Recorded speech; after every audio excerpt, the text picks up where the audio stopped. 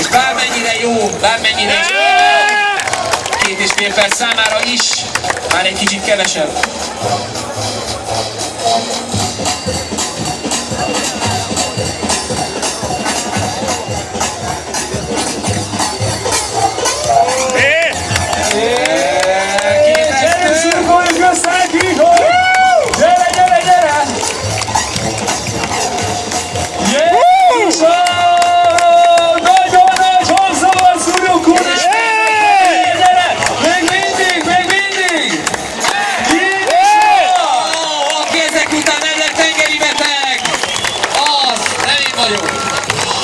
Elszédültem a nézést, az simán. Ez egy perces szerény kör volt, illetve menet. Lássuk a következő kör. Kemény első 1 perc után.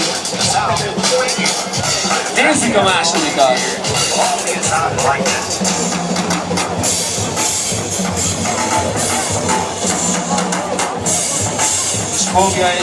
És fogja.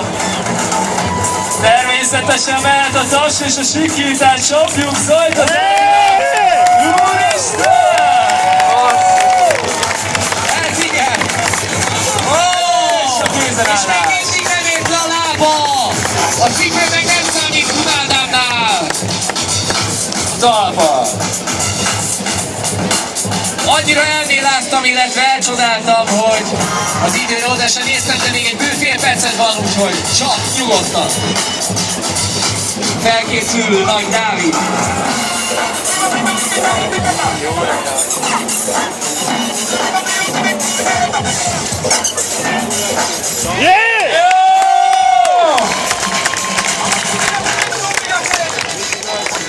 Azt olvasom le a szakmai arcokról, hogy nem nagyon lehet hozzátenni ezekhez a menetekhez.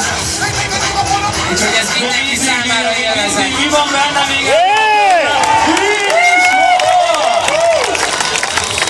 Na hát, hogy sem? Egy utolsó trükköt kérnék szépen, Ádám! Na mi lesz az Ádi? Gyerünk! Fáradtság? Ismert trükk. Egy Miami Hopper, az jó van! Csapd oda! Valami signature trükk, vagy valami kis semlegeit a magyar publikumnak. Egy nagyon nagy biztatás, küldjük oda az utolsó trükk előtt, Ádinak!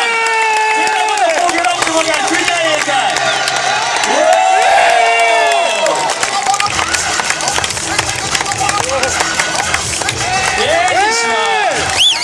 Ádám! Köszönjük szépen! Nagyon ügyes srác vagy! Sőt, mi több, kifejezetten tehetséges, a legjobb! Az egész jó kategóriát körülről ütöd! Jövőben itt van próba is.